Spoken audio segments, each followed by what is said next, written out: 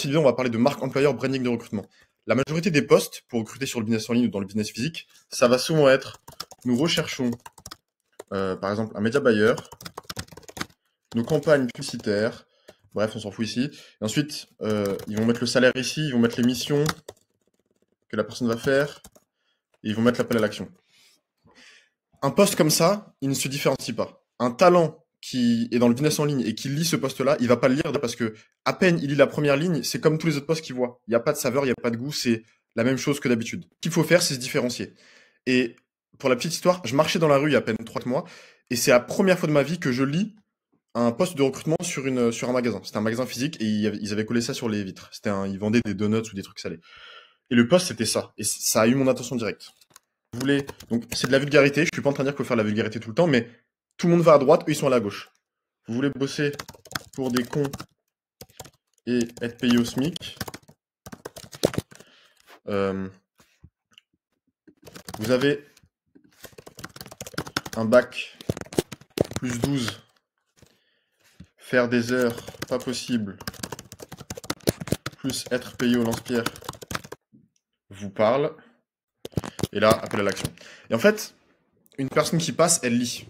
Et tout ce que vous voulez pour votre poste de recrutement, c'est l'attention du marché. Et si vous faites un poste comme la majorité des postes de recrutement, nous recherchons un média buyer, nous recherchons une RH, nous recherchons salaire, mission, call to action, vous n'allez pas vous différencier de la masse, vous allez être comme tous les autres.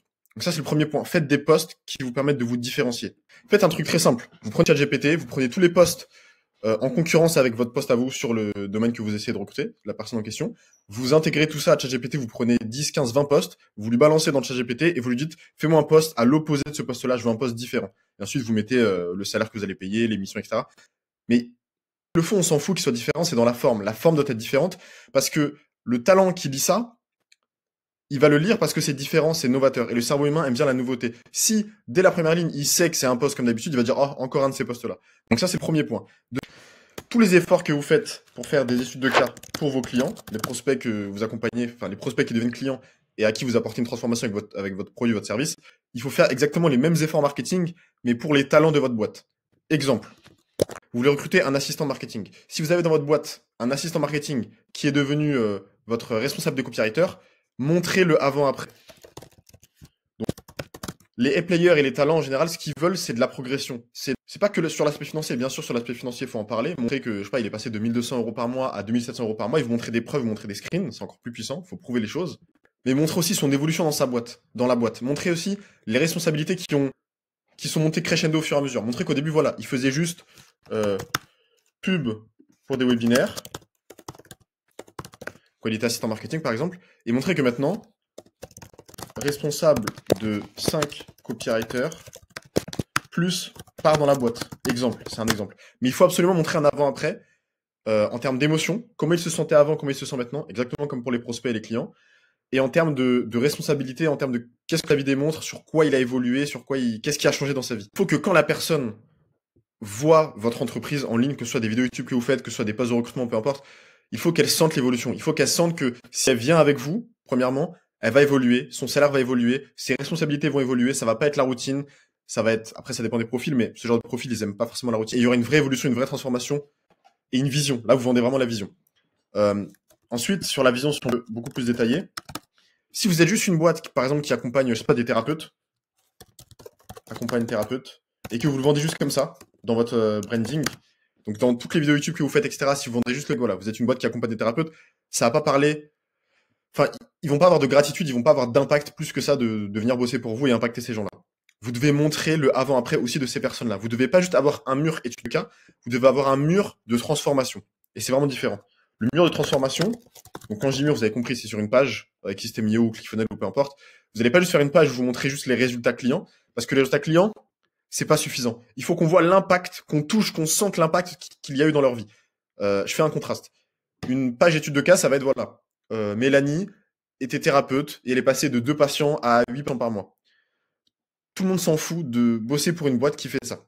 Par contre, si sur le mur de transformation, vous montrez Mélanie ressentait un vide, elle ressentait que son activité n'était pas à son plein potentiel, qu'elle n'était pas reconnue à sa juste valeur, elle était frustrée parce qu'elle n'arrivait pas à payer son loyer ou je ne sais quoi. Et montrer aussi que elle ne pouvait pas emmener son fils Raphaël en vacances le 12 du mois a découvert. Elle avait fait, et là vous faites du storytelling mais vous dites la vérité, des sacrifices depuis 7 ans pour se payer son cabinet. Bref, et là vous montrez un peu ce qu'elle vivait avant, et ensuite le après. Aujourd'hui, et là, il faut être en mode show don't tell. Si vous dites qu'aujourd'hui elle peut partir en vacances, offrir les meilleures vacances à son fils, c'est une maman qui est épanouie, c'est une maman qui revit, c'est une maman qui professionnellement ça va mieux, etc. Montrez tout. Aujourd'hui, elle peut partir à Santo Domingo, par exemple. Et ben, vous montrez une photo de Santo Domingo avec son fils en selfie où elle sourit sur la plage. Et en fait, il faut que les gens sentent l'impact que vous avez avec votre boîte. Et là, ils auront envie de bosser avec vous. Donc, implémentez vraiment ça si vous l'avez pas. Je suis sûr que vous avez déjà des murs études de cas remplis avec même des filtres, voilà, tel client, tel témoignage, etc. Est-ce que vous avez un mur de transformation? Est-ce que vous avez un mur où vous montrez qu'est-ce que la personne peut faire aujourd'hui qu'elle ne pouvait pas faire avant? Partir en vacances, s'offrir ça, offrir une meilleure éducation, mettre dans une école bilingue son enfant, et ça coûte 12 000 euros par an, et vous montrez l'école, vous montrez l'enfant qui parle anglais. Il faut montrer la transformation. Ça, c'est le deuxième point de la vidéo. Troisième point de la vidéo, c'est est-ce que quand on voit votre boîte sur les réseaux sociaux, est-ce qu'on a envie de bosser avec vous? Ou est-ce que vous êtes juste une entreprise où on voit rien de ce qui se passe à l'intérieur? Montrez, je dis pas de montrer tout, mais si vous faites par exemple des team building, filmez-le. Parce que les gens, ça les intéresse énormément. Imaginons que quelqu'un voit un de vos posts, il tape votre nom de boîte sur YouTube, il tombe sur un team building à l'île Maurice, où vous étiez toute l'équipe, vous étiez 25 personnes, et il voit les émotions, il voit les transformations, il voit les gens qui rigolent, il voit les gens qui bossent en réunion, il voit les activités. Ça donne envie de bosser avec vous. Si vous faites des team building, montrez-le. Si vous n'en faites pas, faites des team building et ensuite montrez-les sur YouTube, filmez tout. Prenez un caméraman, ça va être beaucoup plus rentable de faire ça. Parce qu'on sait que quand on essaie de recruter quelqu'un, ça peut vite coûter 5 000, 7 000 euros. C'est très cher, donc c'est mieux de prendre un caméraman, de faire du team building, de tout filmer et de le retranscrire dans plein de vidéos. Et de propager ça sur les réseaux sociaux. Ensuite, c'est la vision. C'est le mouvement.